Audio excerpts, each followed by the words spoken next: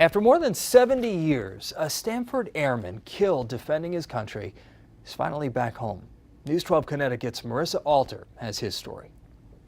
The word everybody keeps using is amazing, and I don't think there's any other word to describe it. AnnMarie Burns Galgano is getting to know her uncle 74 years after his death. He has letters and letters and letters home to his family. Growing up, she knew two things about Second Lieutenant Patrick Bud Burns Jr., that he was an airman in World War II, and that he died in a plane crash. That was 1943 in Papua New Guinea when he was 23. This is the telegram saying that he was missing in action. But Galgano's grasp on her uncle's life changed in June with a call from the military.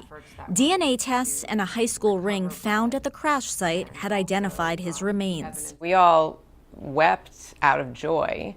But when we told my aunt, who was Bud's oldest sibling, it was a little bit of joy mixed with bringing up a lot of very powerful feelings for her. Anna Burns was the only family still alive whom her brother had written during the war. Shortly after learning he was coming home, she passed away too. I think knowing that he was taken care of and safe, I think that meant everything to her.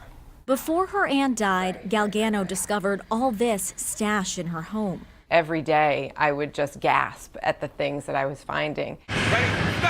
Last week, Burns finally arrived back in Stanford, where he was buried with full military honors.